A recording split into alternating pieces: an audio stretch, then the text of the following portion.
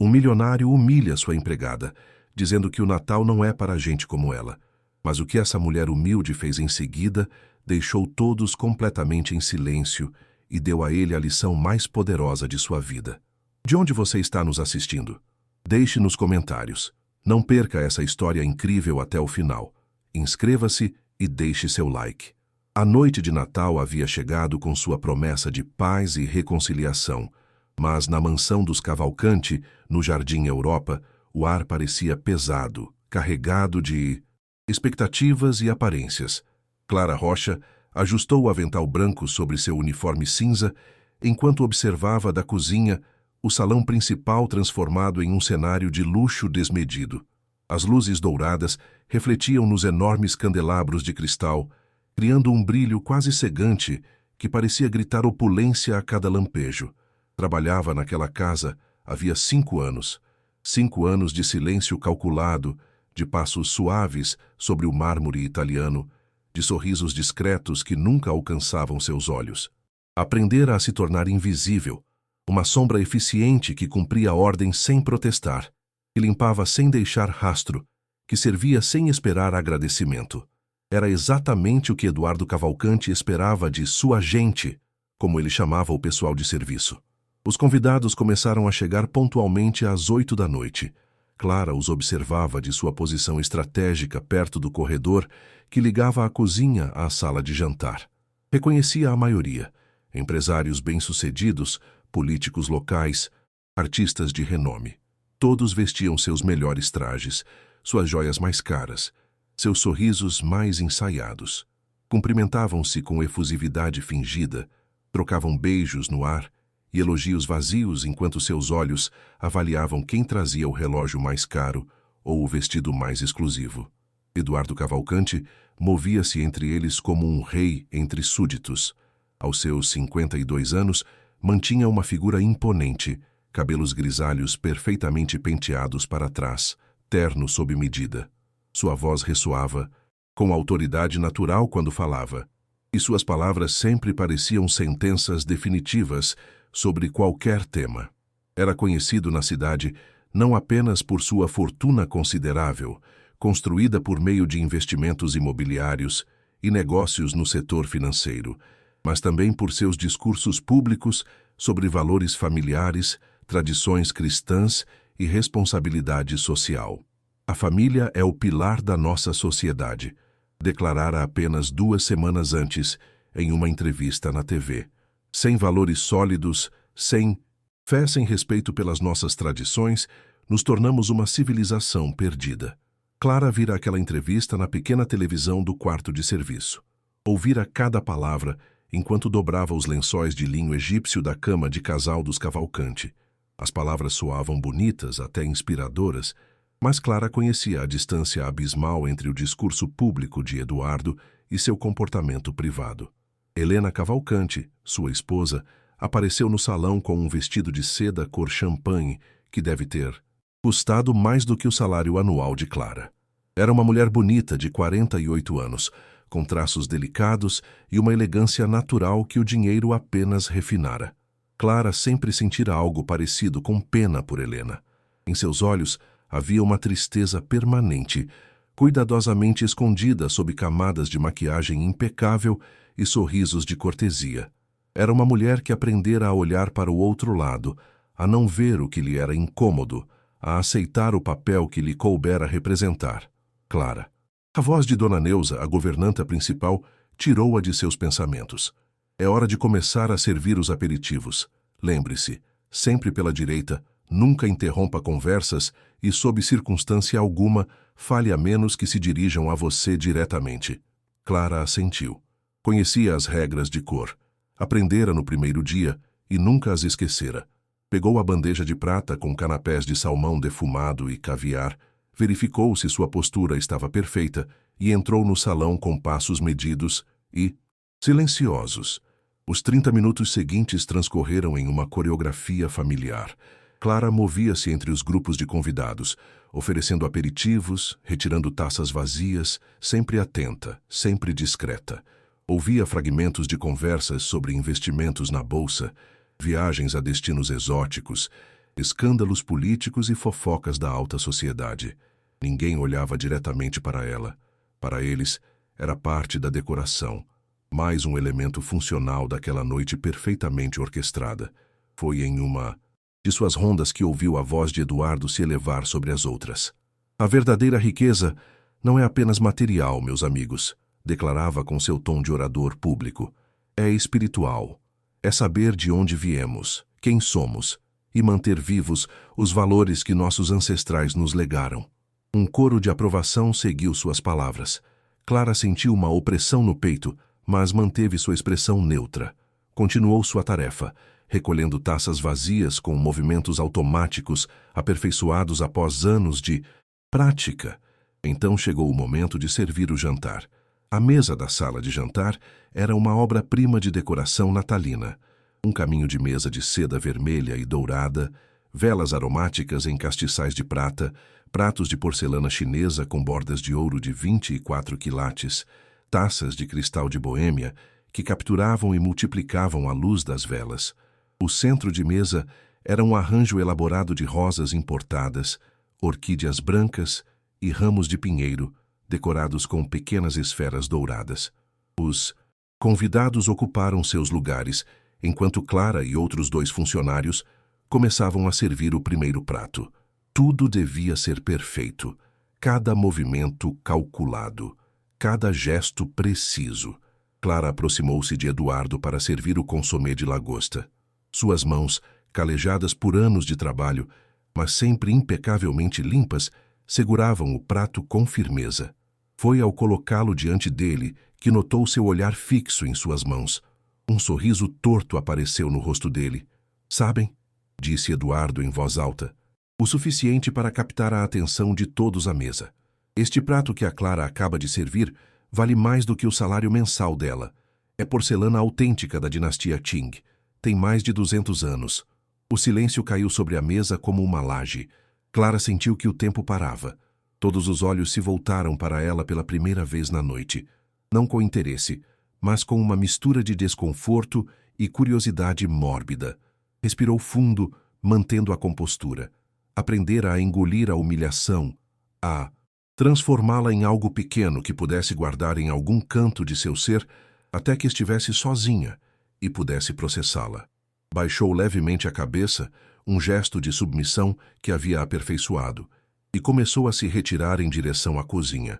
Mas Eduardo não terminara. A tradição, continuou ele, sua voz assumindo aquele tom de sermão que usava em seus discursos públicos. A tradição é o que nos define. É o que separa aqueles que constroem civilização daqueles que simplesmente existem nela. Cada palavra era uma bofetada invisível. Clara parou no meio do caminho entre a mesa e a porta da cozinha. Seu coração batia com força contra as costelas. Quantas vezes mais teria que suportar aquilo? Quantas vezes mais teria que fingir que as palavras não doíam, que a humilhação não deixava marcas? Eduardo levantou-se, taça de vinho na mão, como se estivesse prestes a fazer um brinde importante. Os convidados o observavam com uma mistura de fascinação e incômodo. Helena mantinha a vista fixa em seu prato, seus dedos brincando nervosamente com a borda de seu guardanapo de linho. Esta noite, disse Eduardo com solenidade teatral, celebramos o nascimento de Cristo, o valor da família, a importância de manter nossas tradições. É uma noite sagrada para aqueles de nós que entendem seu verdadeiro significado. Fez uma pausa dramática, seus olhos percorrendo a mesa antes de pousarem diretamente em Clara, que permanecia de pé junto à porta, com a bandeja vazia nas mãos. Mas o Natal, continuou ele, sua voz baixando para um tom quase confidencial, que de alguma maneira resultava mais cruel do que se tivesse gritado, o Natal não é para gente como ela. As palavras ficaram suspensas no ar, cristalizadas no silêncio absoluto que se seguiu. Ninguém se mexeu. Ninguém respirou. Era como se o próprio tempo tivesse decidido parar para testemunhar aquele momento de crueldade refinada.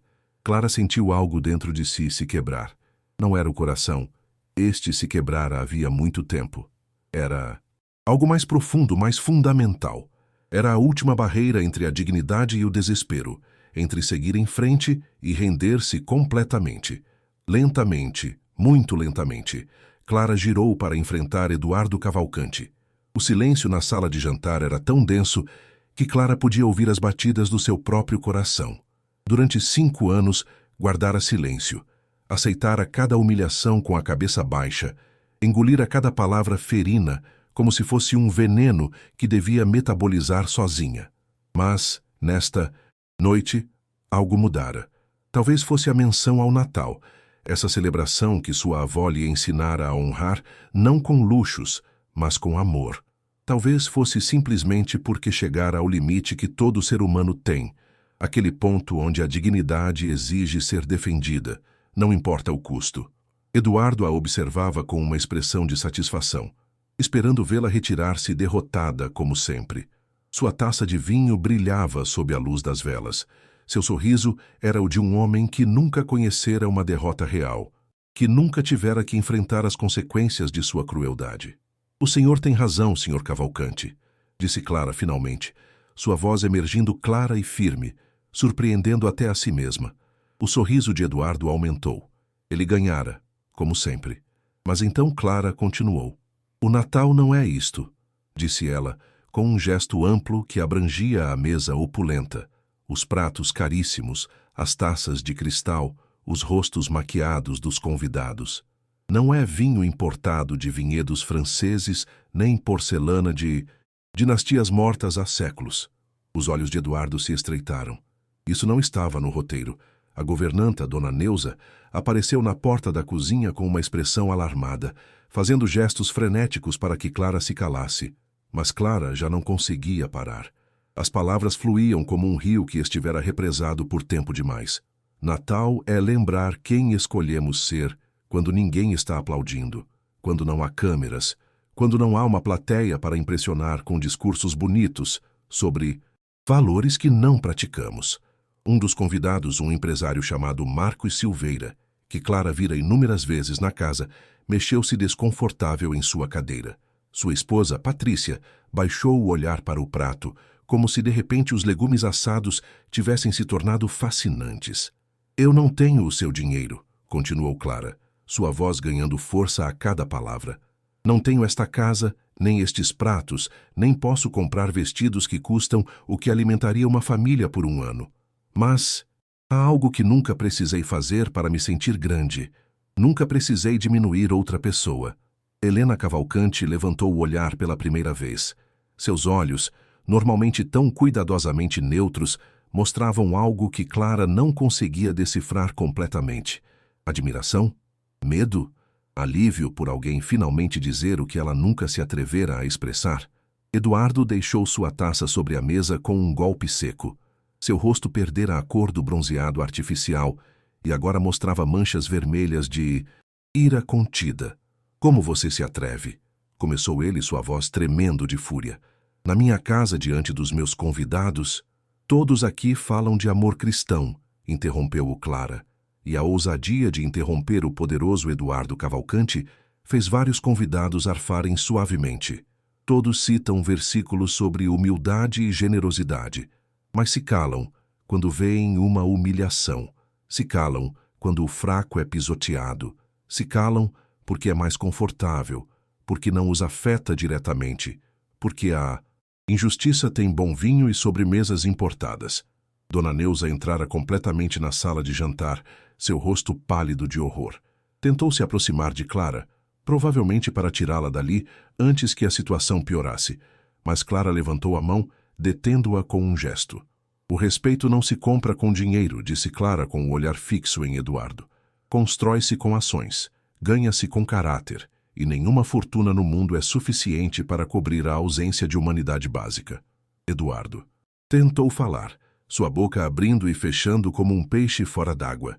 Pela primeira vez na vida, o homem que sempre tinha a palavra perfeita, o argumento irrefutável, encontrou-se completamente em silêncio, não por falta de respostas, mas porque todas as respostas que lhe ocorriam apenas provavam o ponto de Clara. O silêncio que se seguiu foi diferente do anterior. Já não era desconfortável, era elétrico, carregado de uma tensão que prometia mudar algo fundamental naquela casa, naquela noite. Clara tirou o avental com movimentos lentos e deliberados. Não o arrancou com raiva, nem o deixou cair com desprezo. Dobrou-o cuidadosamente, como fora treinada a fazer com cada peça de tecido naquela casa, e colocou-o sobre o encosto de uma cadeira vazia, perto da porta. Desejo a todos um Feliz Natal, disse ela finalmente, sua voz mais suave agora, mas não menos firme. De verdade. Espero que encontrem o que realmente significa esta celebração. Caminhou em direção à porta com as costas eretas, os ombros para trás, a cabeça erguida. Não olhou para trás. Não correu. Cada passo era uma declaração de dignidade recuperada, de humanidade reafirmada. Mas antes de cruzar o limiar, a voz de alguém a deteve. Espere. Clara virou-se. Para sua surpresa, quem falara não fora Helena nem nenhum dos funcionários. Fora Marcos Silveira, um jovem empresário de apenas 32 anos que herdara um império têxtil e que sempre fora cortês com o pessoal, um dos poucos que a olhava nos olhos quando lhe agradecia por servir o café. Ele se levantara, guardanapo ainda na mão, olhando para Clara com uma expressão que misturava respeito e algo parecido com vergonha. Ela tem razão, disse Marcos, sua voz clara no silêncio. Em tudo. Eduardo voltou-se para ele com uma expressão de incredulidade e traição. Marcos, você não pode estar falando sério. Venho a estes jantares há anos, continuou Marcos, ignorando Eduardo. Anos ouvindo discursos bonitos sobre valores e tradição. Mas nunca tinha visto alguém viver esses valores até esta noite. Voltou-se para Eduardo, e Clara pôde ver que o jovem estava tremendo ligeiramente, não de medo, mas da adrenalina que vem de finalmente fazer o que é certo depois de muito tempo sem fazê-lo. Temos sido cúmplices disso, Eduardo, disse Marcos. Todos nós. Sentamo-nos nestas mesas, desfrutamos desta comida e nos calamos quando você trata o seu pessoal como se fossem menos que humanos. E fazemos isso porque é mais fácil, porque a sua amizade nos convém, porque fechar os olhos é a opção cômoda. Patrícia Almeida, a esposa do empresário, também se levantou. Suas mãos tremiam enquanto deixava o guardanapo sobre a mesa. Eu também vou embora, disse ela com a voz quase inaudível. Não consigo continuar fingindo que isto está certo. Seu marido, sentado ao lado, olhou-a com uma mistura de surpresa e pânico. Patrícia, sente-se, você está sendo ridícula. Ridícula? Replicou Patrícia, sua voz ganhando força. É ridículo ter consciência? É ridículo não querer ser parte disto? Voltou-se para Clara. Sinto muito, disse simplesmente. Sinto muito por não ter dito antes. Sinto muito por todas as vezes que vi e não disse nada. Clara sentiu algo enorme expandindo-se em seu peito. Não era vitória, exatamente. Era algo mais profundo. Reconhecimento, validação. A confirmação de que não estava louca, de que a injustiça que experimentara era real, e outros finalmente a viam. Mas o momento foi interrompido pela risada de Eduardo. Não era uma risada alegre, era áspera, amarga, a risada de um homem vendo seu mundo desmoronar e tentando se convencer de que era uma piada. Isto é absolutamente ridículo, disse ele, olhando ao redor da mesa. Vocês estão se deixando manipular pelo drama de uma funcionária ressentida? Por alguém que provavelmente nem terminou o ensino médio? Clara sentiu o golpe daquelas palavras, mas elas já não tinham o poder de antes. Havia cruzado um limiar e já não havia volta. Terminei o ensino médio com honras, disse ela calmamente. E fiz 2 anos de faculdade antes que minha mãe adoecesse e eu tivesse que deixar os estudos para cuidar dela. Mas mesmo se não tivesse terminado nem o primário, isso não daria a ninguém o direito de me tratar como o senhor faz. A porta da cozinha abriu-se novamente e apareceu Dona Rosa, a cozinheira que trabalhava havia quase 20 anos para os Cavalcanti. Era uma mulher de 60 anos, pequena, mas de presença firme, com as mãos marcadas por décadas de trabalho. A Clara tem razão em tudo o que disse, declarou Dona Rosa, sua voz rouca, mas clara. E eu também vou embora. 20 anos estive nesta casa, 20 anos calada, dizendo a mim mesma que precisava do trabalho, que devia aguentar. Mas não mais. Eduardo estava agora de pé, com as mãos apoiadas sobre a mesa, o rosto completamente vermelho. Rosa, você não... Depois de tudo o que fizemos por você. Tudo o que fizeram? Rosa soltou uma risada seca. Vocês me pagaram um salário. Esse é o seu dever como empregadores. Não é um favor, não é caridade. E em troca receberam meu trabalho, minha lealdade e anos da minha vida. Não me devem nada além de respeito. E isso é exatamente o que nunca me deram. Helena Cavalcanti levantou-se subitamente, sua cadeira raspando contra o chão de mármore. Todos se voltaram para ela. Por um momento, Clara pensou que ela finalmente diria algo, que se colocaria ao lado do marido, ou talvez, apenas talvez, se colocaria do lado certo. Mas Helena simplesmente saiu da sala de jantar sem dizer uma palavra, seus saltos altos ressoando no corredor, até que uma porta se fechou em algum lugar da casa. O som pareceu quebrar um feitiço. Outros convidados começaram a se mexer, desconfortáveis. Alguns trocavam olhares, outros observavam seus pratos como se contivessem as respostas do universo. Clara soube que este era o momento de ir embora. Dissera o que precisava dizer. Recuperara algo de si mesma que estivera perdendo gradualmente durante 5 anos. Boa noite, disse simplesmente. E desta vez ninguém a deteve enquanto caminhava em direção à porta.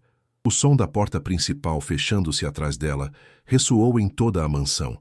Um ponto final em um capítulo de sua vida. Mas o que Clara não sabia, enquanto caminhava pela noite fria de Natal, era que sua saída pusera em movimento algo que mudaria não apenas sua vida, mas as vidas de todos que haviam presenciado aquele momento. A noite estava fresca e o ar cheirava a chuva recente. Clara caminhou. Pelo longo caminho de entrada da mansão, seus passos rangendo sobre o cascalho, seu fôlego formando pequenas nuvens no ar úmido. Não usava casaco, apenas o uniforme de trabalho e um cardigã fino que não era proteção suficiente.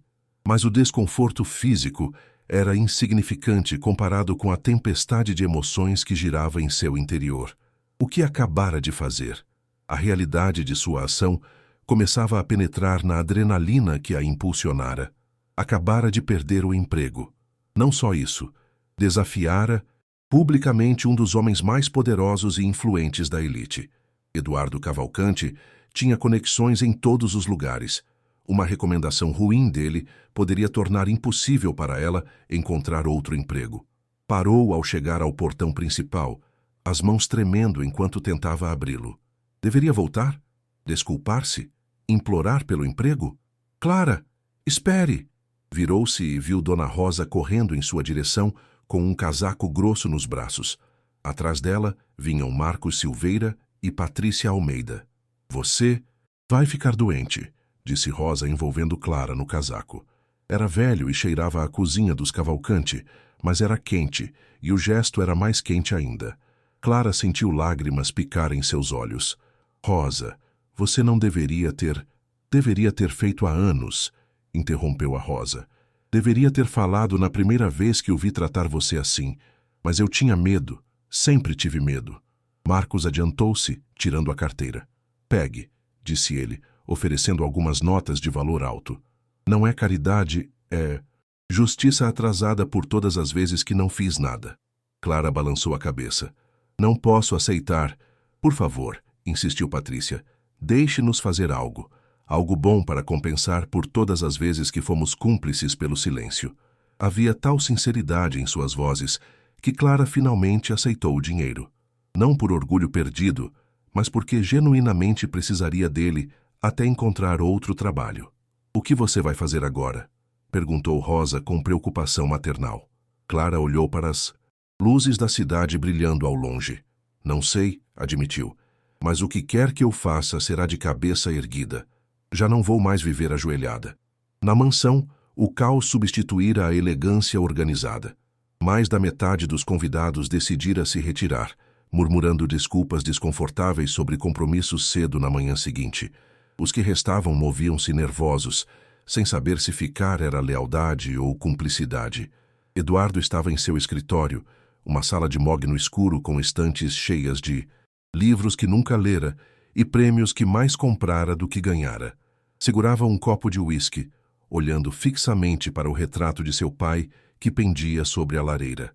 Seu pai fora um homem duro, exigente, que acreditava que mostrar emoção era fraqueza e que compaixão era para os tolos.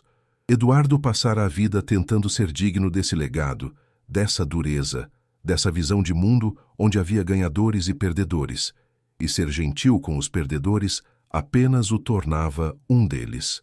Pai, uma voz suave tirou-o de seus pensamentos. Eduardo virou-se. Na porta estava Sofia, sua filha de 24 anos. Chegara tarde ao jantar, como sempre, tendo passado o dia em sua ONG, que trabalhava com famílias carentes. Era a decepção permanente de Eduardo, uma filha que escolhera a ridicularidade do trabalho social em vez do negócio da família. "O que você quer?" rosnou Eduardo. Sofia entrou, fechando a porta atrás de si. Era magra, com o cabelo escuro preso em um rabo de cavalo simples, vestida de forma modesta. "Acabei de falar com alguns convidados que estão indo embora", disse Sofia. "Eles me contaram o que aconteceu." Eduardo tomou um longo gole de uísque. "Não é da sua conta." "Pai." A voz de Sofia era suave, mas firme. "O que aconteceu com você? Quando você se tornou isso? O que exatamente?" "Alguém que humilha uma funcionária no Natal. Alguém de quem os convidados fogem. Alguém que..." Sua voz quebrou ligeiramente. "Alguém que nem sequer reconhece quando cruzou uma linha que não deveria ser cruzada." Eduardo girou em direção a ela com fúria. "Aquela mulher foi insolente, desrespeitosa. Você não pode permitir que funcionários falem assim com você, ou perde toda a má autoridade." "Autoridade?" Sofia balançou a cabeça. "Pai, isso não é autoridade. É tirania. É crueldade disfarçada de poder. Você não entende nada do mundo real." Eduardo descartou as palavras dela com um gesto. "Você viveu em uma bolha, brincando de ajudar pobres com o meu dinheiro. Nunca teve que tomar decisões difíceis, manter uma posição." "Sabe o que é uma decisão difícil?" interrompeu-o Sofia. "Decidir entre comprar remédio para o filho ou pagar o aluguel. Decidir se você come ou se os seus filhos comem. Isso são decisões difíceis. Você só teve que decidir quão cruel pode ser sem sofrer consequências." Eduardo olhou para ela como se fosse uma estranha. E talvez fosse. Talvez sua filha sempre tivesse sido uma estranha para ele, vivendo sob o mesmo teto, mas em mundos completamente diferentes. "Vá embora", disse ele finalmente. "Se não consegue respeitar o seu pai, pelo menos saia da minha frente." Sofia olhou para ele por um longo momento. Seus olhos se encheram de lágrimas, mas não eram de tristeza. Eram de perda. O luto pelo pai que esperara ter e que nunca existira. "Feliz Natal, pai", disse ela suavemente antes de sair. Sozinho em seu escritório, Eduardo lançou o copo contra a lareira. O cristal estilhaçou-se. O uísque evaporou nas chamas, mas a raiva não o fez se sentir melhor. Nada o fazia se sentir melhor. Em seu quarto, Helena Cavalcante estava sentada diante da penteadeira, olhando para o seu reflexo sem realmente se ver. Tirara as joias caras, a maquiagem perfeita, a máscara da esposa ideal. O que restava era apenas uma mulher de meia-idade, cansada, vazia. Quantas vezes presenciara cenas semelhantes? Quantas vezes Eduardo humilhara funcionários, sócios comerciais, até a própria família? E quantas vezes ela permanecera em silêncio, olhando para o outro lado, dizendo a si mesma que não era problema seu, que não podia mudar quem era o marido. Mas nesta noite, algo era diferente. Talvez fosse porque finalmente alguém tivera a coragem de dizer o que ela nunca pôde. Ou talvez fosse porque se vira refletida nos olhos de Clara e reconhecera aquele olhar de quem engoliu humilhação por tempo demais. Seu celular vibrou. Era uma mensagem de sua irmã, que morava em outra cidade. "Você está bem?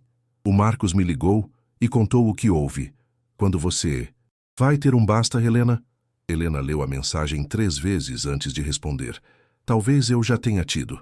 Em um pequeno apartamento do outro lado da cidade, Clara finalmente chegou em casa. Era um lugar modesto, apenas 2 quartos em um prédio velho, mas limpo.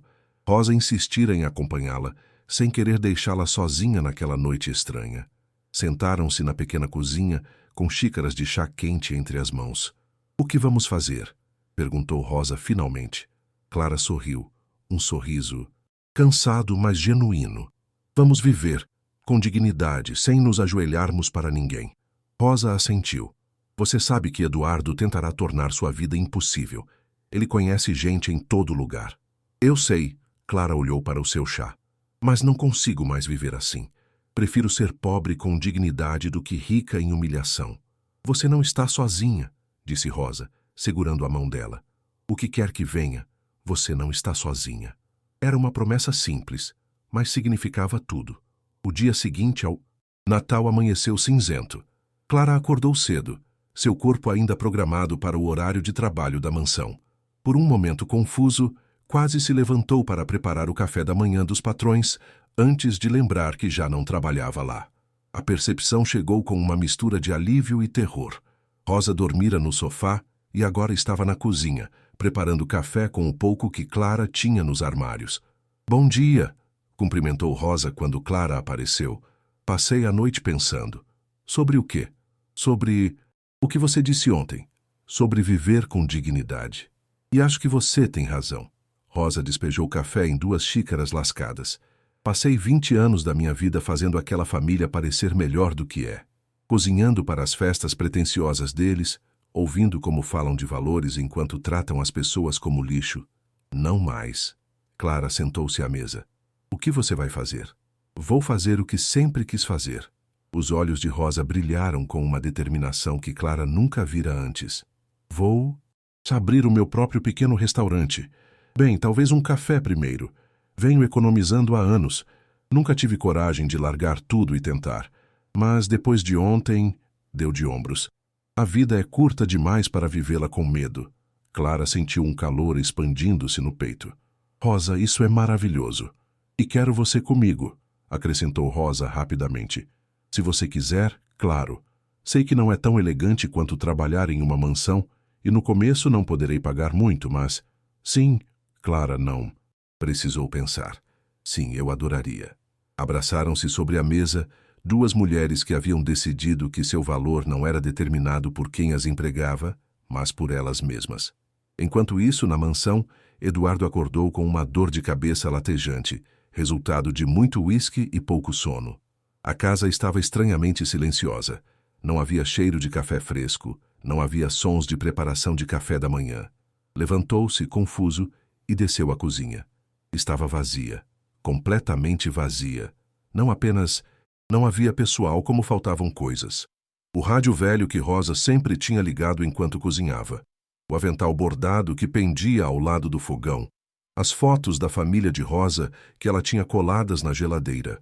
Sobre a mesa da cozinha havia 3 cartas. Eduardo reconheceu imediatamente. Cartas de demissão. Rosa. Miguel, o jardineiro. Carmen, uma das arrumadeiras. Todos deixaram seus uniformes dobrados cuidadosamente ao lado das cartas. Eduardo sentiu uma raiva fria apoderar-se dele. Como se... Atreviam? Depois de tudo o que fizera por eles, era assim que lhe pagavam. Pegou o telefone e começou a fazer ligações. Primeiro para seus contatos em agências de emprego. Depois, para conhecidos em outras casas de famílias ricas. Sua mensagem era clara. Clara Rocha era problemática, insubordinada. Não devia ser contratada sob hipótese alguma. O mesmo para Rosa e qualquer um que tivesse tido o desplante de se demitir. Vou me certificar de que nunca trabalhem nesta cidade novamente, murmurou. Enquanto discava outro número. Helena o observava da porta. Não dormira no quarto de casal. Passara a noite no quarto de hóspedes. Ouviu cada palavra do marido, cada ameaça velada, cada tentativa de destruir a vida de pessoas que apenas haviam pedido respeito. O que você está fazendo? Perguntou ela finalmente. Eduardo voltou-se para ela, garantindo que haja consequências para a insubordinação. Consequências. Helena repetiu a palavra como se fosse veneno em sua boca. Eduardo, você está se... ouvindo? Não comece, Helena. Não esta manhã. Mas Helena já começara. Algo mudara nela durante a longa noite. Talvez fosse a mensagem da irmã. Talvez fosse a lembrança da dignidade no rosto de Clara ao ir embora. Talvez fosse simplesmente que chegara ao seu próprio limite. Vivi nesta casa por 25 anos, disse Helena, a voz tremendo, mas firme. 25 anos olhando para o outro lado, dizendo a mim mesma que as coisas não eram tão ruins, que você não era tão ruim, que eu não... era tão cúmplice. Helena, mas ontem à noite vi algo, continuou ela. ignorando a tentativa dele de interrompê-la. Viu uma mulher que tem mais valor moral no dedo mindinho do que você no corpo inteiro. E viu que eu poderia ter sido se tivesse tido a coragem dela. Eduardo olhou para ela como se tivesse perdido o juízo. Do que você está falando? Estou falando que quero o divórcio. O silêncio que se seguiu foi absoluto. Eduardo ficou completamente imóvel, o telefone ainda na mão, a boca aberta, mas sem palavras. Você não pode estar falando sério, disse ele finalmente. Nunca falei tão sério na minha vida. Helena surpreendeu-se com a calma de sua própria voz. Vou ligar para um advogado hoje mesmo. Pode ficar com a casa, com o seu dinheiro, com tudo. Eu só quero sair daqui com o que me resta de dignidade. Você é uma tola. Eduardo encontrou sua voz e, com ela, sua crueldade habitual. O que vai fazer? Não trabalhou um dia na vida. Não tem habilidades. Não tem nada sem mim. Helena sorriu, e foi um sorriso triste, mas também libertador. Você tem razão, não tenho nada, exceto a oportunidade de começar de novo sem vergonha de me olhar no espelho. Saiu da cozinha, deixando Eduardo sozinho com sua raiva e seu telefone cheio de contatos que estava usando para destruir vidas. Os dias seguintes foram um turbilhão. Clara começou a procurar emprego, mas as portas se fechavam uma após a outra. A influência de Eduardo Cavalcanti era real e eficaz. Mas, em vez de se desesperar, Clara encontrou força em sua nova liberdade. Rosa encontrou um pequeno ponto para o seu café. Não era muito, mas era um começo. Clara a ajudava a limpar, pintar, preparar. Trabalhavam juntas, construindo algo que era verdadeiramente delas. Uma tarde, enquanto pintavam as paredes, chegou uma visitante inesperada. Era Sofia Cavalcanti.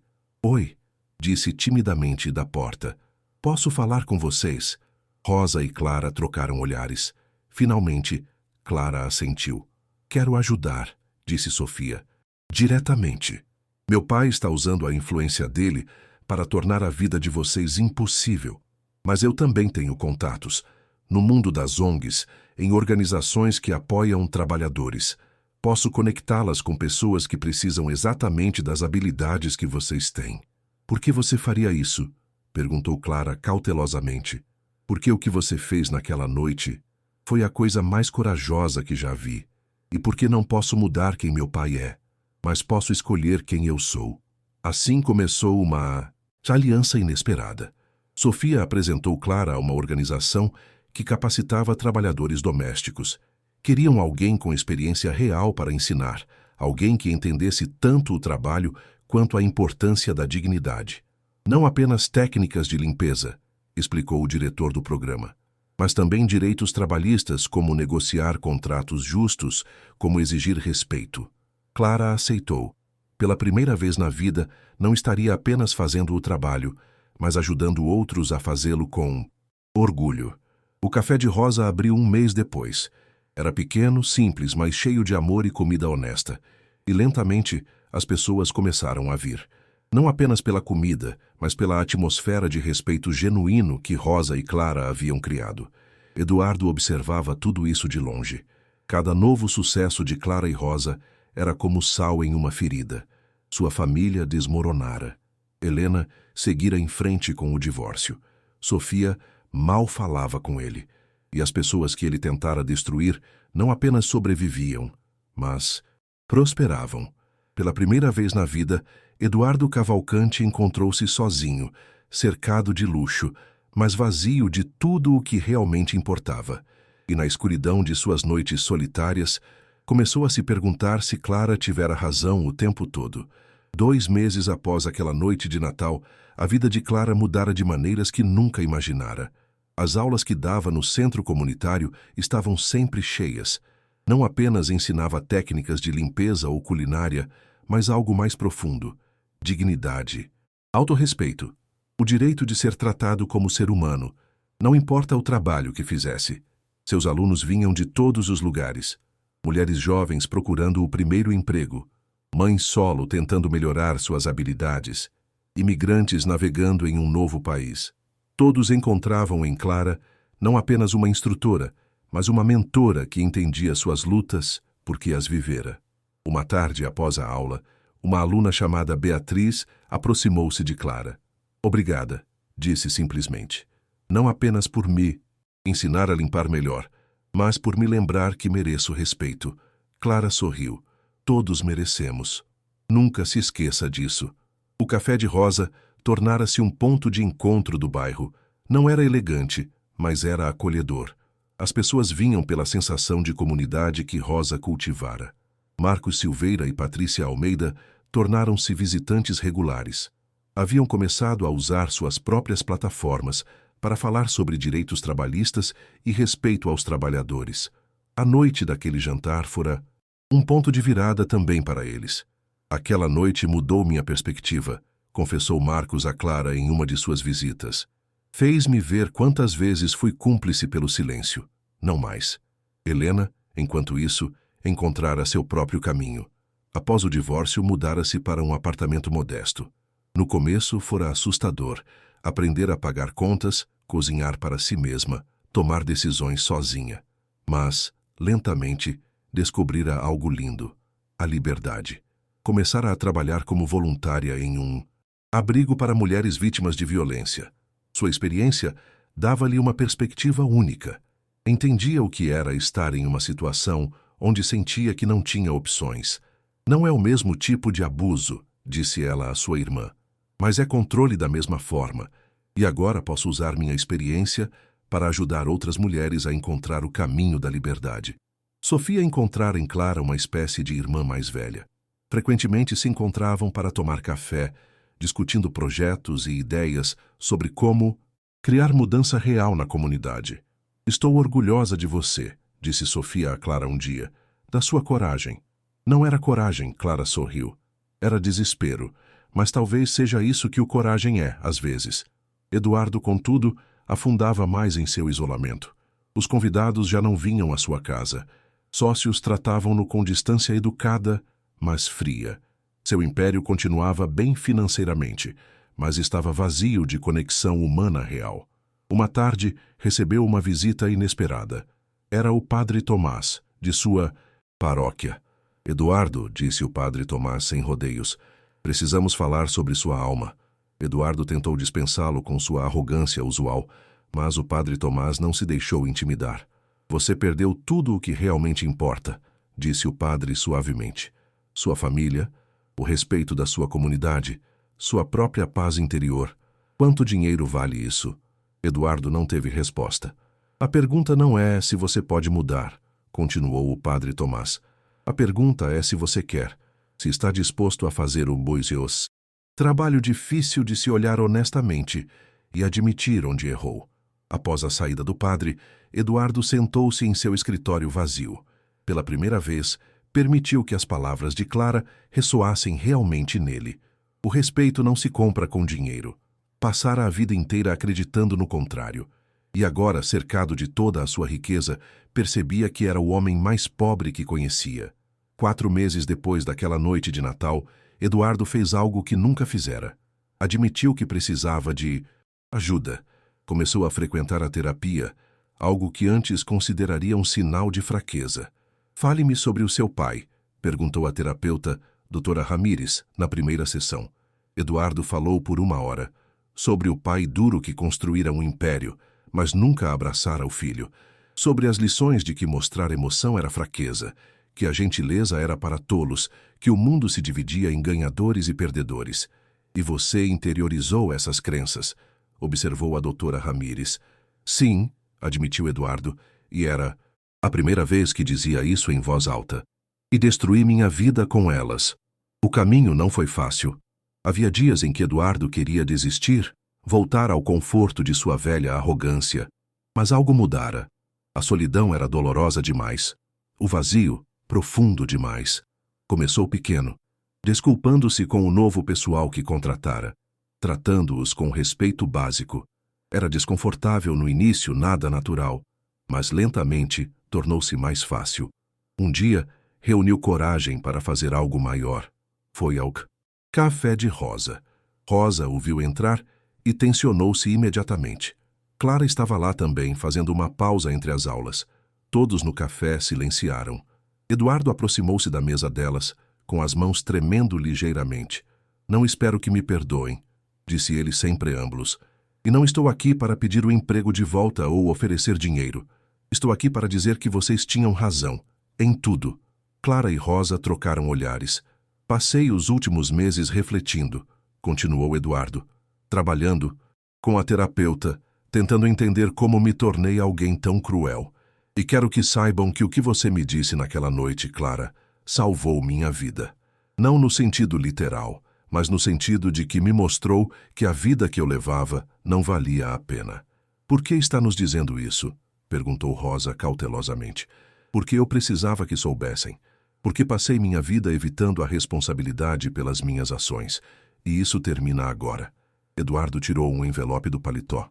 Não é dinheiro, disse rapidamente ao ver as expressões delas. É uma carta, uma declaração pública sobre meu comportamento, admitindo o que fiz, pedindo desculpas sem desculpas.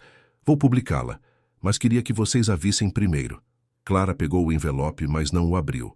O que espera que digamos? Nada. Eduardo foi honesto. Não espero perdão, não espero amizade. Só espero que talvez, algum dia, quando olharem para trás, possam ver que ao menos tentei ser melhor. Ele saiu sem esperar. Resposta. Clara e Rosa leram a carta depois. Era surpreendentemente honesta, admitindo anos de maltrato, reconhecendo o dano causado, sem tentar se justificar. Você acha que é genuíno? Perguntou Rosa. Não sei. Clara dobrou a carta cuidadosamente. Mas acho que ele está tentando. E suponho que isso já é alguma coisa. A carta pública de Eduardo causou um verdadeiro alvoroço. Alguns a viram como uma admissão de culpa calculada, outros como uma tentativa genuína de assumir responsabilidade. Mas ninguém podia negar que era incomum ver alguém de sua posição admitir falhas tão publicamente. Para Clara, no entanto, a vida continuava avançando. 6 meses depois daquela noite, recebeu uma oferta para dirigir todo um programa de capacitação profissional, não apenas para trabalhadores domésticos, mas para qualquer pessoa que buscasse dignidade em seu trabalho. É uma oportunidade grande, disse Sofia animadamente. Você poderia impactar milhares de vidas. Clara aceitou. O programa se chamaria Dignidade Laboral, e sua missão seria simples, mas profunda. Ensinar que todo trabalho honesto merece respeito, e todo trabalhador merece ser tratado com humanidade. O café de Dona Rosa expandiu-se, abrindo um segundo local. Ela contratou várias das alunas de Clara, dando-lhes não apenas trabalho, mas um ambiente onde eram valorizadas. Helena publicou um livro sobre sua experiência, intitulado Despertar, Encontrando a Liberdade após anos de controle sutil. Tornou-se um best-seller, ressoando com muitas mulheres que viviam em situações semelhantes. Sofia continuou seu trabalho comunitário, agora com ainda mais paixão. A noite daquele jantar havia cristalizado seu propósito: usar seu privilégio para abrir portas, não para fechá-las. Eduardo, enquanto isso, fez algo radical. Estabeleceu um fundo significativo para apoiar direitos de trabalhadores e educação laboral. Não levava seu nome. Era completamente anônimo. Quando a doutora Ramírez lhe perguntou por quê, ele respondeu: porque não se trata de reabilitar minha imagem. Trata-se de fazer algo bom com os recursos que tenho. Começou a frequentar grupos de apoio para pessoas trabalhando para serem melhores. Compartilhou sua história sem vergonha, admitindo suas falhas. Alguns o ouviam com ceticismo, outros com esperança de que a mudança fosse possível. 1 ano depois daquela noite de Natal, Eduardo se viu caminhando por um parque, algo que nunca antes havia feito. Viu Clara à distância, sentada em um banco com alguns de seus alunos. Ele hesitou querendo se aproximar, mas sem saber se deveria. Clara o viu e, por um momento, seus olhos se encontraram. Ela assentiu levemente, um reconhecimento simples. Eduardo assentiu de volta e seguiu caminhando. Não era perdão. Talvez nunca fosse completamente. Mas era o reconhecimento de que ambos estavam em seus próprios caminhos, ambos tentando ser versões melhores de si mesmos. Naquela noite, Eduardo escreveu em seu diário algo que sua terapeuta lhe havia sugerido. Hoje vi a Clara. Ela está bem. Está mais do que bem. Está florescendo. E percebi que isso é o que realmente importa. Não se ela me perdoa, mas que sua vida seja melhor apesar de mim. E talvez, só talvez, algum dia, minha vida significará algo mais do que o dano que causei. 2 anos depois daquela noite de Natal, a cidade decidiu homenagear Clara com um reconhecimento por seu impacto na comunidade. Quando recebeu a notificação, sua primeira reação foi rejeitá-la. Não fiz nada. É extraordinário, disse ela a Sofia. Exatamente por isso você é extraordinária, respondeu Sofia. Porque você não percebe. A cerimônia seria realizada na prefeitura. Clara aceitou finalmente, não por si mesma, mas porque a visibilidade poderia ajudar seu programa.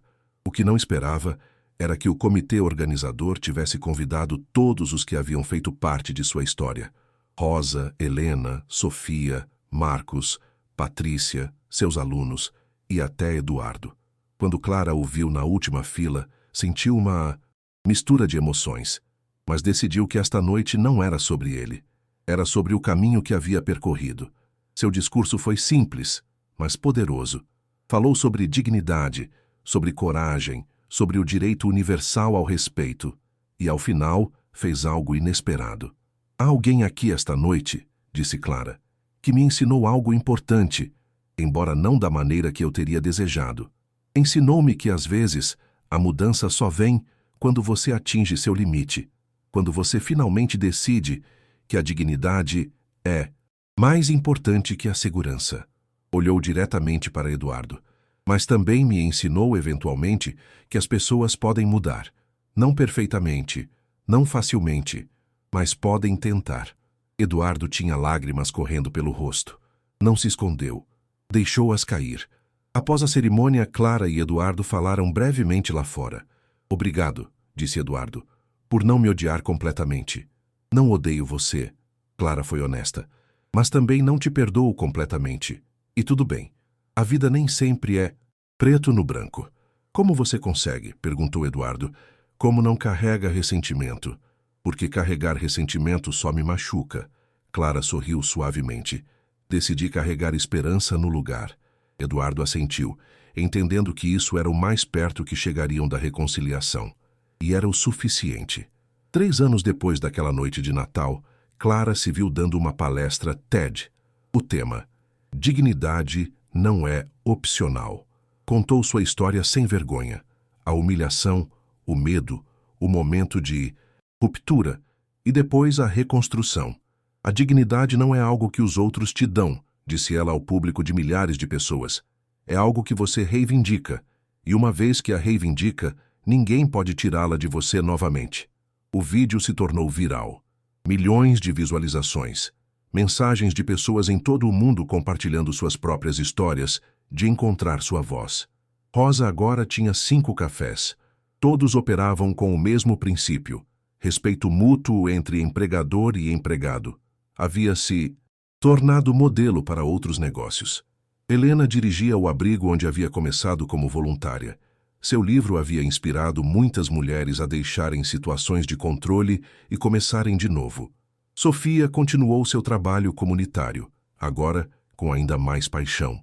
A noite daquela ceia havia cristalizado seu propósito: usar seu privilégio para abrir portas, não para fechá-las. Eduardo, enquanto isso, fez algo radical. Estabeleceu um fundo significativo para apoiar direitos de trabalhadores e educação laboral. Não levava seu nome. Era completamente anônimo. Quando a doutora Ramírez lhe perguntou por quê, ele respondeu: porque não se trata de reabilitar minha imagem. Trata-se de fazer algo bom com os recursos que tenho. Não era uma redenção completa. Ainda havia pessoas que não podiam perdoá-lo. Ainda havia danos que não se podia desfazer.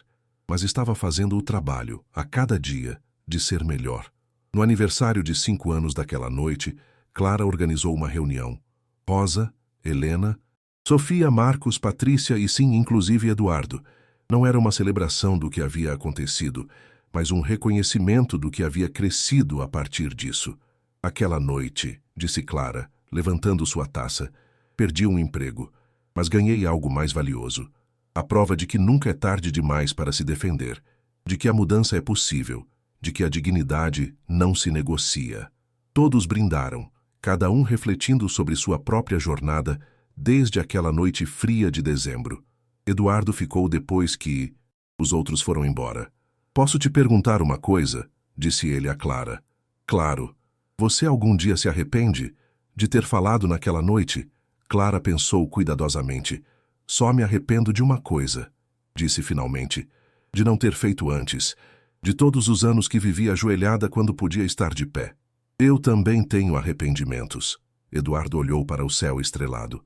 Dores demais para contar. Mas agradeço que finalmente alguém tenha me parado. Ficaram em silêncio confortável por um momento. Duas pessoas que estiveram em lados opostos de uma noite brutal, mas transformadora. Boa noite, Eduardo, disse Clara finalmente. Boa noite, Clara, e obrigado por tudo. Enquanto Clara caminhava para casa naquela noite, sentiu uma paz profunda. Não era porque tudo fosse perfeito. Não era. Ainda havia desafios, ainda havia lutas, mas caminhava com a cabeça erguida. E isso, decidiu, era tudo o que realmente precisava. Os anos seguintes trouxeram mais mudanças. O programa de Clara se expandiu internacionalmente. Dignidade Laboral agora operava em 15 países, capacitando dezenas de milhares de trabalhadores anualmente. Rosa se aposentou eventualmente, passando seus cafés a funcionários de confiança que ela mesma havia treinado. Passava seus dias cozinhando para abrigos e cozinhas comunitárias, compartilhando o amor que sempre esteve em seu coração. Helena se casou de novo, desta vez com um professor de escola humilde chamado Roberto. Não tinham dinheiro, mas tinham algo que seu primeiro casamento nunca teve. Respeito mútuo genuíno. Sofia candidatou-se à Câmara Municipal e ganhou. Usou sua posição para pressionar por leis de proteção laboral mais fortes. Aprendi isso com a Clara, dizia em entrevistas. Às vezes, você tem que se levantar e falar sem importar as consequências. Eduardo, agora em seus 60 anos, havia encontrado uma paz tranquila. Não esperava aplausos por sua transformação. De fato, preferia o anonimato. Trabalhava silenciosamente, ajudando, onde podia, tentando a cada dia ser um pouco melhor que o anterior. Um dia, 10 anos depois daquela noite de Natal, Eduardo soube que estava doente. Câncer. Tratável, mas sério. Fez uma lista de pessoas com quem precisava falar antes de seu tratamento. No topo da lista estava Clara. Encontraram-se no café original de Rosa, agora um lugar histórico preservado da cidade. Estou doente, Eduardo lhe disse diretamente. E antes de começar o tratamento, precisava te dizer algo que nunca disse. Apropriadamente, Clara esperou. Aquela noite em que você se levantou e falou, Eduardo continuou, sua voz tremendo ligeiramente. Você me salvou. Não fisicamente, mas espiritualmente, moralmente. Você me mostrou no que eu havia me transformado. E embora tenha sido doloroso, eu precisava ver.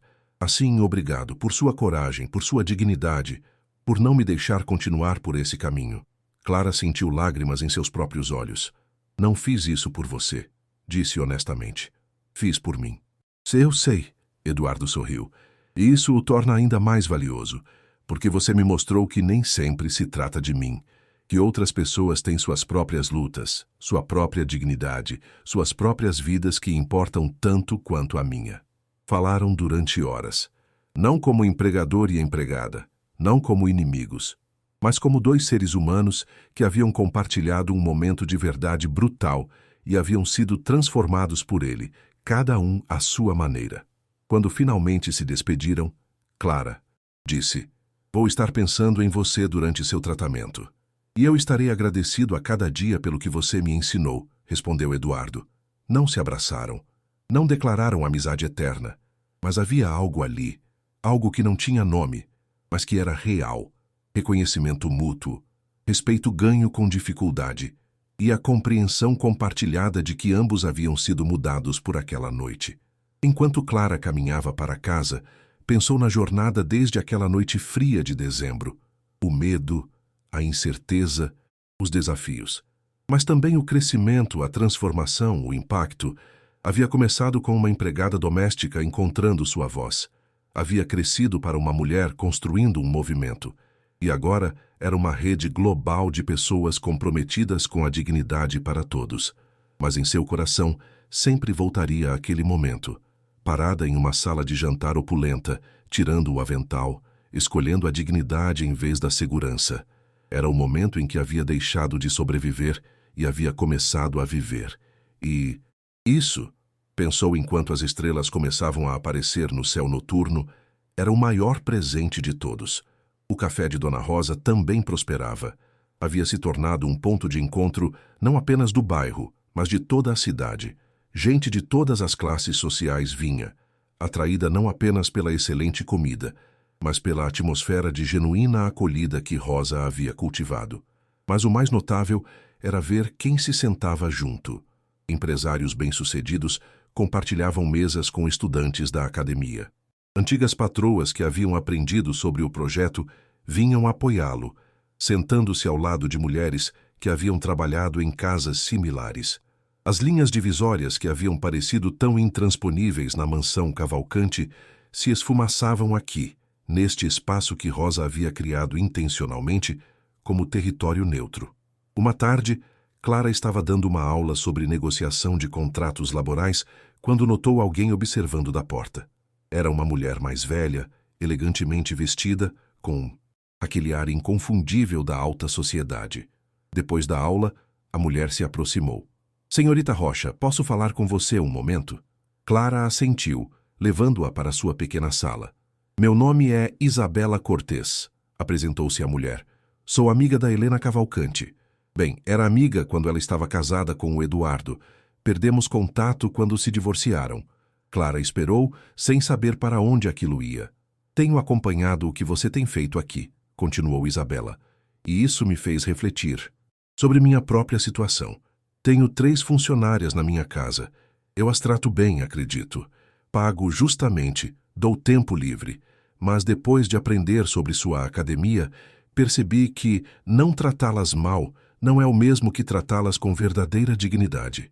Isabela tirou um folheto de sua bolsa.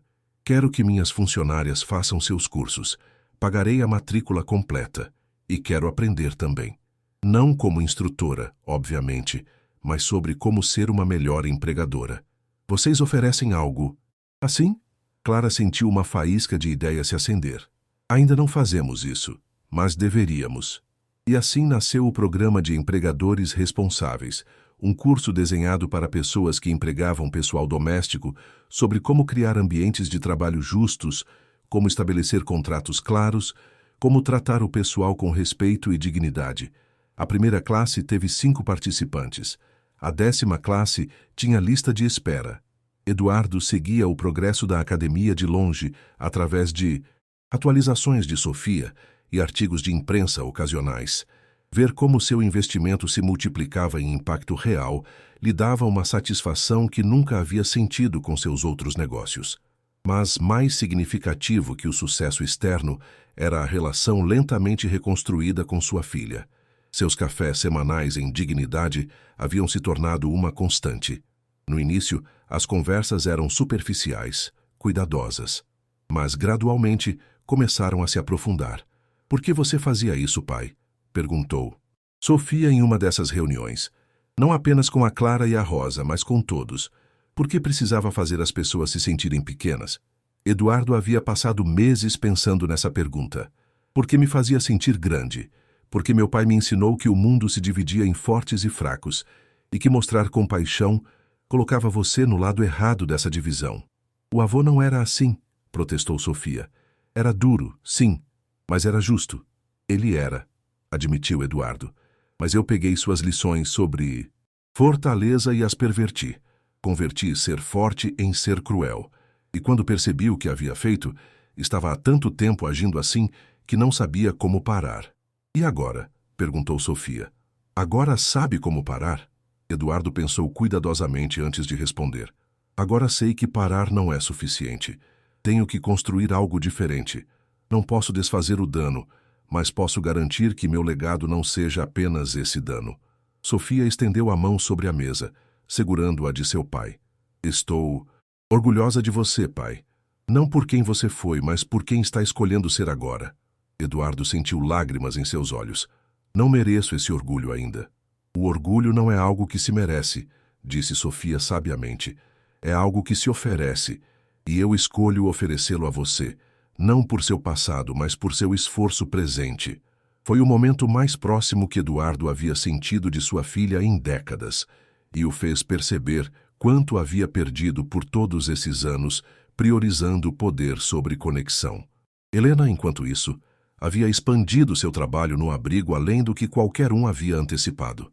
Seu programa de transição havia se tornado modelo para outros abrigos em cidades vizinhas. Havia escrito um guia completo, que agora era utilizado por organizações em todo o país. Mas mais que o reconhecimento externo, o que Helena mais valorizava eram as relações que havia construído. Mulheres como Gabriela, a quem havia ajudado meses atrás, agora eram amigas.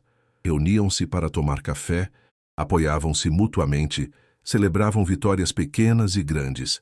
Passei 25 anos em uma mansão, me sentindo completamente sozinha, confidenciou Helena à sua irmã durante uma visita.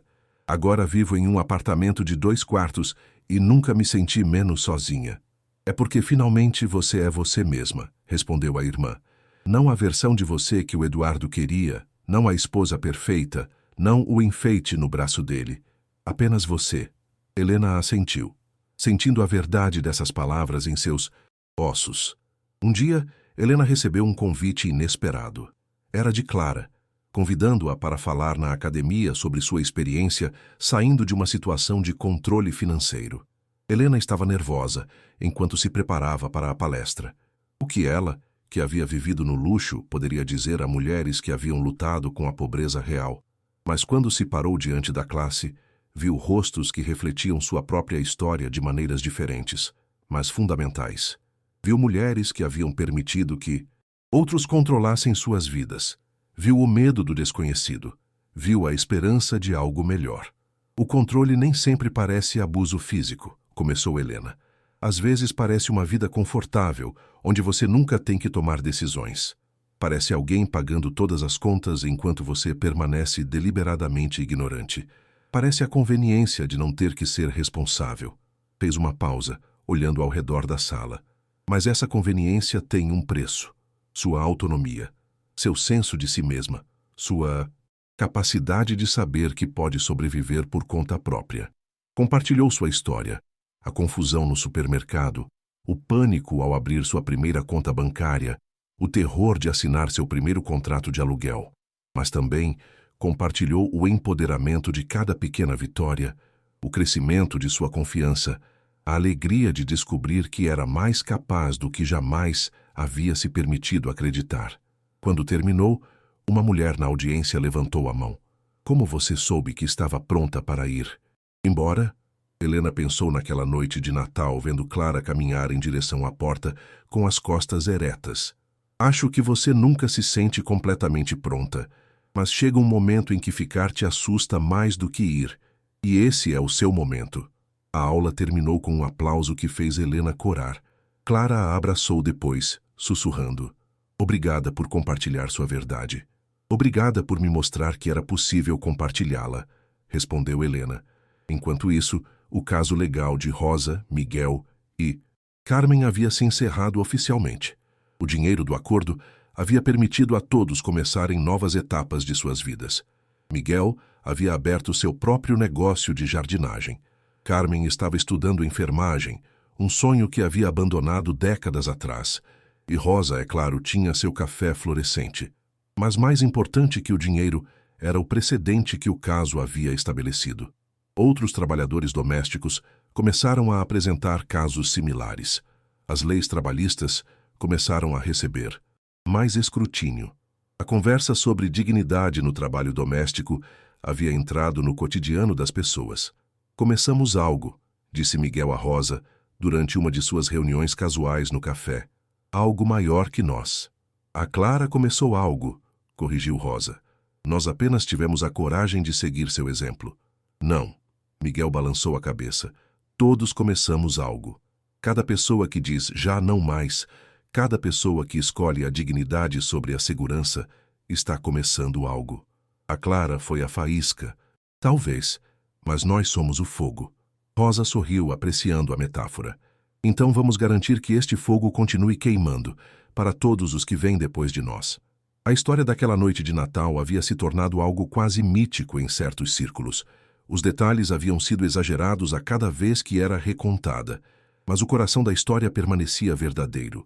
Uma mulher havia escolhido sua dignidade no momento mais vulnerável, e essa escolha havia iniciado uma onda de mudança. Clara, às vezes, se sentia desconfortável com a atenção. Não se via como heroína. Apenas se via como alguém que havia atingido seu limite e havia agido em consequência. Mas Ana, sua instrutora, lhe disse algo que a fez reconsiderar. Você não tem que se sentir como uma heroína para ser uma. As heroínas verdadeiras são apenas pessoas comuns que fazem coisas extraordinárias em momentos onde não têm outra opção. Talvez isso fosse verdade. Talvez o heroísmo não fosse sobre se sentir valente, mas sobre agir apesar do medo. Sobre escolher o correto mesmo quando tudo em você grita para escolher o seguro. À medida que o ano avançava, Clara começou a receber convites para falar em conferências, em universidades, em eventos comunitários. Cada vez contava a história com um pouco mais de perspectiva, um pouco mais de distância do trauma inicial. Mas nunca perdeu de vista a emoção crua daquela noite. Nunca esqueceu o medo, a incerteza, a sensação de estar completamente sozinha contra o poder. Porque esses sentimentos eram os que conectavam com sua audiência. Esses eram os que lhes mostravam que ela não era diferente deles, que sua coragem não era algo especial que ela possuía, mas algo universal que todos possuíam, se apenas pudessem acessá-lo. E enquanto falava, via rostos na audiência se transformarem. Via reconhecimento, depois determinação, depois esperança. Via pessoas decidindo que elas também poderiam ser valentes, que elas também poderiam escolher a dignidade, que elas também poderiam começar fogos. A mudança não era rápida, não era fácil, mas estava acontecendo. Uma pessoa de cada vez, uma escolha de cada vez, uma confrontação corajosa de cada vez. E tudo havia começado com uma empregada doméstica parada em uma sala de jantar opulenta, tirando seu avental e caminhando em direção à liberdade. O inverno deu lugar à primavera, e com ela chegou um momento que ninguém havia antecipado. A cidade decidiu honrar Clara com um reconhecimento público por seu impacto na comunidade e seu trabalho de dignificação laboral. Quando Clara recebeu a notificação, sua primeira reação foi rejeitá-la. Não fiz nada excepcional, disse ela a Sofia. Apenas defendi minha dignidade. Exatamente, respondeu Sofia. E ao fazê-lo, mudou a conversa completa sobre direitos laborais nesta cidade. Isso é excepcional, quer você goste ou não. A cerimônia seria realizada no salão principal da prefeitura, um espaço elegante com história. Clara aceitou finalmente, não por si mesma, mas porque a visibilidade poderia ajudar mais pessoas a encontrarem a academia, o café, os recursos que agora existiam. O que Clara não sabia era que o comitê organizador havia decidido fazer disso algo maior. Haviam convidado não apenas Clara, mas Rosa, Helena, as estudantes que haviam transformado suas vidas, e empregadores como Isabela Cortês, que haviam mudado suas práticas. Na noite da cerimônia, Clara chegou com um vestido simples que Rosa havia insistido em lhe comprar. Se você vai representar a todos, nós, havia dito Rosa, vai fazer isso se sentindo linda e poderosa. O salão estava cheio. Clara reconheceu rostos, estudantes, colegas, amigos novos, mas também havia rostos que não esperava. Jornalistas, políticos, líderes comunitários, e na última fila, quase escondido, Eduardo Cavalcante. Clara sentiu seu estômago se apertar ao vê-lo. Não o via pessoalmente desde aquela mediação meses atrás. Parte dela queria pedir que ele fosse embora. Outra parte reconhecia que ele tinha o direito de estar ali, que sua presença era parte da história completa. O prefeito começou a cerimônia falando sobre a importância do trabalho comunitário, do impacto de indivíduos corajosos. Depois, chamou Clara ao palco. Enquanto caminhava para a frente, Clara sentiu o peso de todos os olhos sobre ela. Mas desta vez era diferente daquela noite na mansão Cavalcante. Desta vez não era invisível. Desta vez era vista, reconhecida, celebrada. Quando me pedem para falar sobre aquela noite de Natal, começou. Clara, sua voz amplificada pelo microfone, mas ainda carregando sua calidez natural. As pessoas esperam que eu fale sobre valentia, sobre empoderamento, sobre vitória. Fez uma pausa, olhando para a audiência. Mas a verdade é mais complicada. Naquela noite não me sentia valente, me sentia desesperada, aterrorizada, completamente sozinha. Podia ver rostos na audiência assentindo, reconhecendo essa verdade. O que aprendi é que a coragem não é a ausência de medo, é agir corretamente apesar do medo. É escolher a dignidade quando escolher a segurança seria mais fácil. É levantar-se quando cada instinto te diz para ficar sentada. Clara olhou diretamente para onde Eduardo estava sentado. Seus olhos se encontraram por um momento carregado. E o que também aprendi é que ninguém é completamente vilão ou completamente herói.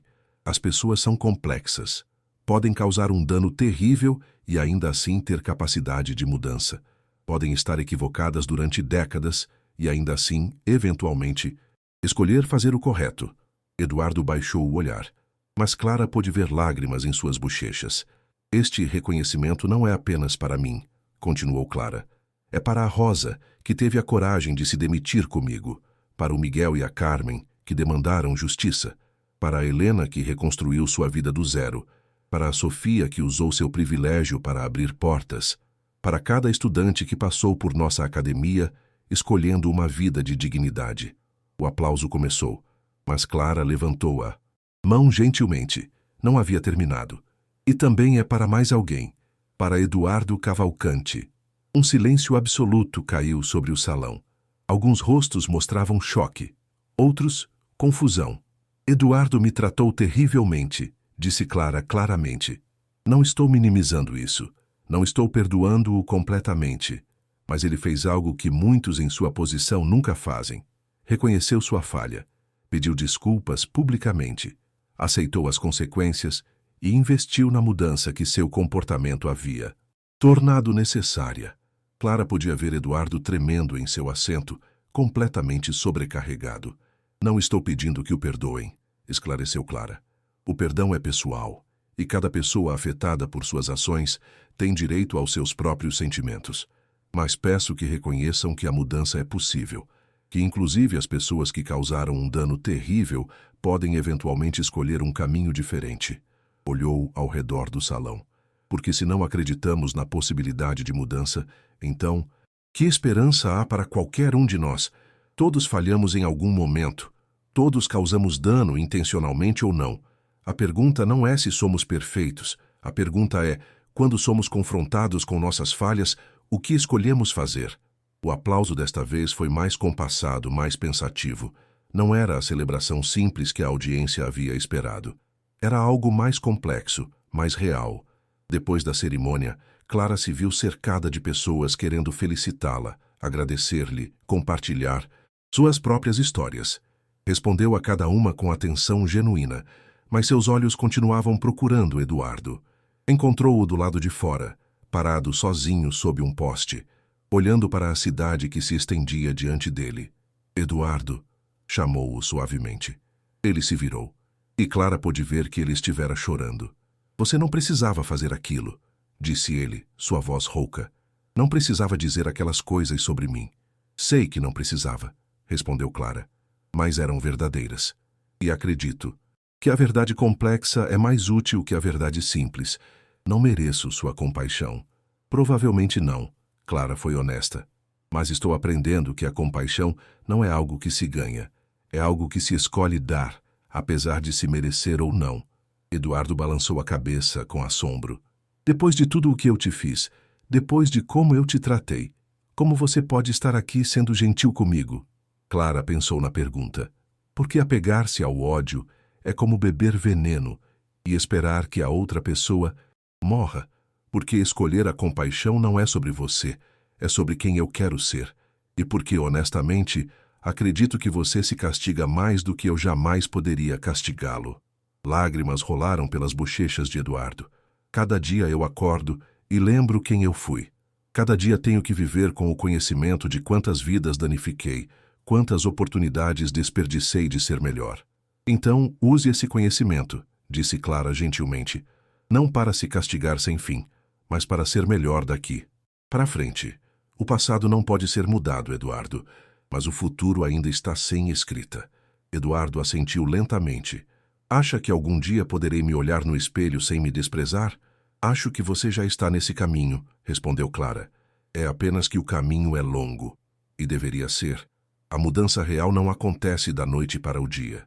Ficaram ali em silêncio por um momento. Duas pessoas conectadas pelo trauma, mas agora também por algo mais. O reconhecimento mútuo de que os seres humanos são capazes tanto de uma crueldade terrível quanto de uma extraordinária redenção. Obrigado, Clara, disse Eduardo finalmente. Por tudo. Por me confrontar. Por me mostrar quem eu havia sido. Por me dar uma oportunidade de ser algo diferente. Não me agradeça ainda. Clara sorriu levemente. Apenas continue tentando. Continue escolhendo ser melhor. Isso é tudo o que qualquer um de nós pode fazer. Eduardo assentiu e se afastou na noite. Clara o observou partir, sentindo uma mistura de emoções. Raiva residual pelo passado, esperança cautelosa pelo futuro e, acima de tudo, paz com sua própria escolha de não deixar que o ressentimento a definisse. Sofia apareceu ao seu lado, tendo presenciado a troca de uma distância respeitosa. Isso foi incrivelmente generoso, disse Sofia.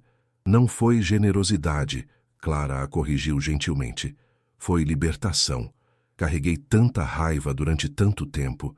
Finalmente soltá-la. Parece como respirar depois de estar debaixo d'água. Isso significa que você o perdoou? Clara considerou a pergunta cuidadosamente. Significa que decidi não deixar que o que ele fez controle quem eu sou. Não sei se isso é perdão. Talvez seja algo diferente. Talvez seja apenas seguir em frente. Sofia abraçou Clara. Meu pai tem sorte de ter te encontrado. Bem, não encontrado. De ter tido a oportunidade de ser confrontado por você. Clara riu suavemente. Seu pai tem sorte de ter você. Alguém que se recusou a ser cúmplice, que escolheu defender o correto mesmo, quando significava ir contra sua família. Aprendi isso com você, disse Sofia simplesmente. Naquela noite, de volta ao seu apartamento, Clara sentou-se junto à janela, olhando a cidade iluminada. Há um ano, sua vida havia sido completamente diferente. Invisível, silenciosa, resignada. Agora era visível, vocal, com propósito. A mudança havia sido aterrorizante. Houve noites de dúvida, dias de medo, momentos de querer desistir. Mas havia valido a pena. Cada passo difícil, cada escolha corajosa, cada momento de se levantar quando era mais fácil ficar sentada. Porque, ao final, Clara havia descoberto algo fundamental. A dignidade não é algo que os outros te dão, é algo que você reivindica. E uma vez que a reivindica, ninguém pode tirá-la de você novamente. O verão chegou com sua calidez e luz, trazendo consigo uma sensação de plenitude a tudo o que Clara e sua comunidade haviam construído. A academia estava em sua segunda turma de estudantes, com planos de expansão. O Café de Rosa havia aberto uma segunda localização. Helena havia sido convidada para falar em nível nacional sobre seu programa de transição. E Eduardo havia vendido a mansão. A notícia chegou a Clara através de Sofia. Vendeu para uma família jovem, explicou Sofia enquanto tomavam café em dignidade. Usou o dinheiro para estabelecer um fundo permanente para direitos laborais. Não leva o nome dele. É completamente anônimo. Por quê? Perguntou Clara. Porque ele disse que não queria reconhecimento. Disse que fazer o correto não merece medalhas, especialmente quando você faz para compensar por décadas fazendo o incorreto. Clara assentiu pensativamente. Havia uma sabedoria nisso, uma humildade genuína que era nova em Eduardo. Onde ele está morando agora? Comprou um apartamento pequeno, similar ao da minha mãe, na verdade. Está simplificando a vida. Diz que não precisa de todo aquele espaço, que a mansão era apenas um lembrete de quem ele havia sido. Era uma mudança radical para um homem que havia medido seu sucesso pelo tamanho de suas posses. Mas talvez isso fosse exatamente o que ele precisava. Uma ruptura completa com quem havia sido. Algumas semanas depois, Clara recebeu uma carta. Não um e-mail, não uma mensagem de texto, mas uma carta real escrita à mão. Querida Clara, sei que não lhe devo mais palavras. Já falei, me desculpei, tentei fazer reparações, mas há algo que preciso que você saiba, algo que nunca disse diretamente. Naquela noite de Natal, quando você se levantou e falou, quebrou algo em mim. Quebrou a ilusão que eu havia mantido durante décadas de que era um bom homem. Quebrou minha capacidade de mentir para mim mesmo. No momento, eu te odiei por isso. Odiei que você tivesse exposto minha crueldade na frente de todos. Odiei que você tivesse feito meu mundo cuidadosamente construído desmoronar. Mas agora, entendo que esse rompimento era exatamente o que eu precisava. Precisava ser confrontado. Precisava que alguém finalmente se levantasse e dissesse não mais. Não estou escrevendo isso para pedir perdão. Já não tenho certeza de ter o direito de pedir isso. Estou escrevendo para lhe agradecer por sua coragem, por se negar a continuar sendo invisível, por escolher a dignidade em vez da segurança. Você me mostrou que o respeito não pode ser comprado ou exigido, se ganha através de ações consistentes de integridade, e me mostrou que nunca é tarde demais para começar a tentar ganhá-lo. Não sei o que o futuro nos reserva. Não sei se algum dia você poderá me ver sem lembrar do pior de mim. Mas quero que saiba que estou tentando. Cada dia estou tentando ser a pessoa que deveria ter sido desde o princípio. Obrigado por ser o espelho que eu precisava, mesmo quando foi doloroso me ver nele. Com respeito genuíno e gratidão, Eduardo Cavalcante. Clara leu a carta 3 vezes. Havia sinceridade em cada palavra, uma vulnerabilidade que o velho Eduardo nunca teria permitido. Não respondeu imediatamente. Guardou a carta em uma gaveta, dando-se tempo para processar seus sentimentos. Alguns dias depois, estava ensinando uma aula sobre estabelecimento de limites quando um de seus estudantes, um jovem chamado Carlos, perguntou: "Mas o que você faz quando a pessoa que te machucou diz que sente muito? Você tem que perdoar?" Clara pensou cuidadosamente antes de responder. Você não tem que perdoar ninguém. O perdão não é uma obrigação, é uma escolha pessoal. Mas o que você pode fazer é decidir não deixar que o que te fizeram controle o resto da sua vida. Qual é a diferença? Perguntou Carlos. O perdão é sobre eles, explicou Clara. É livrá-los da dívida que têm com você. Mas soltar é sobre você. É decidir que não vai carregar esse peso por mais tempo. Você pode soltar sem perdoar. Você pode seguir em frente sem esquecer. Carlos assentiu lentamente. E se a pessoa realmente mudou, isso faz diferença?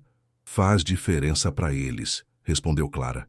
A mudança deles é sobre a jornada deles, o crescimento deles. Mas a sua cura é sobre a sua jornada. As duas coisas podem acontecer em paralelo, sem necessariamente se intersectarem. Depois da aula, Clara finalmente se sentou para responder à carta de Eduardo. Eduardo, recebi sua carta. Eu a aprecio por sua honestidade. Não vou dizer que te perdoo. Não porque não possa eventualmente, mas porque o perdão não é algo que se possa apressar ou forçar. É um processo, e estou no meio dele. O que posso dizer é isso. Reconheço sua mudança. Vejo seu esforço. E respeito que esteja fazendo o trabalho difícil de se tornar alguém diferente. Isso não apaga o passado. Nada pode fazer isso. Mas sugere que o futuro pode ser diferente. E suponho que isso é tudo o que qualquer um de nós pode esperar. A oportunidade de ser melhor amanhã do que fomos ontem. Continue tentando, continue crescendo, e talvez com tempo suficiente encontraremos um lugar onde possamos coexistir sem o peso de tudo o que foi. Clara Rocha. Enviou a carta e sentiu algo soltar em seu peito. Não era perdão completo, mas era um passo. E às vezes os passos são tudo o que temos. Os meses seguintes trouxeram mais crescimento, mais mudança, mais transformação. A academia recebeu reconhecimento nacional. Rosa abriu uma terceira localização de seu café. Helena escreveu um livro sobre sua experiência que se tornou best-seller. E Clara continuou fazendo o trabalho, ensinando, mentoreando, apoiando, não por reconhecimento ou fama, mas porque havia encontrado seu propósito E esse propósito era garantir que ninguém mais tivesse que escolher entre dignidade e sobrevivência como ela havia tido que fazer. Uma tarde de outono, exatamente um ano depois daquela noite de Natal, Clara organizou uma pequena reunião no café.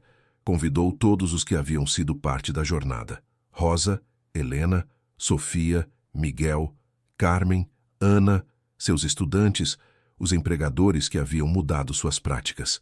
Eduardo não foi convidado para a reunião principal, mas Clara lhe enviou uma mensagem. Estaremos no café esta noite celebrando um ano de mudança. Você não precisa vir, mas se quiser observar de fora, estarei na janela às 20 horas. Às 20 horas, Clara se parou junto à janela. O café estava cheio de riso, conversa, calidez. Era tudo o que aquela ceia de Natal não havia sido. Genuíno, inclusivo, cheio de respeito mútuo. E do lado de fora, na rua, parado sob um poste, estava Eduardo. Seus olhos se encontraram através do vidro. Clara levantou sua taça em um pequeno brinde. Eduardo assentiu, um sorriso triste no rosto, e se afastou na noite. Não era o final perfeito. Não havia reconciliação dramática, não havia perdão completo, não havia resolução limpa, mas era real. E às vezes, o real é melhor que o perfeito. Clara se voltou para seus amigos, para sua comunidade, para tudo o que haviam construído juntos desde as cinzas daquela noite de confrontação. Um brinde, anunciou, levantando sua taça, pela dignidade, pela coragem de reivindicá-la, pela força de mantê-la, e por todos nós que nos negamos a ser invisíveis por mais tempo. Pela dignidade, responderam todos em uníssono. E naquele momento, rodeada de pessoas que haviam transformado dor em propósito, trauma em fortaleza, silêncio em voz, Clara soube que havia valer a pena. Cada momento aterrorizante, cada decisão difícil, cada passo em direção ao desconhecido. Porque, ao final, não era sobre vingança ou vitória. Era sobre recuperar sua humanidade. E, ao recuperar a sua, havia ajudado outros a recuperarem a deles. A vida continuaria. Haveria mais desafios, mais obstáculos, mais momentos difíceis, mas Clara os enfrentaria como enfrentava tudo agora, com a cabeça erguida, a voz clara e a certeza absoluta de que merecia respeito simplesmente por existir.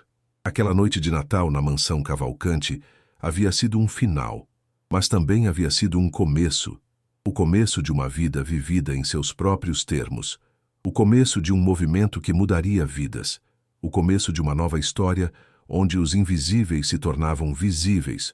Os silenciosos encontravam suas vozes. E a dignidade não era um privilégio, mas um direito fundamental. Clara Rocha havia entrado naquela mansão como empregada doméstica invisível. Havia saído como uma mulher que se negava a ser invisível nunca mais. E esse, ao final, era o verdadeiro triunfo. Não o reconhecimento público, não o sucesso da academia, não inclusive a mudança de Eduardo.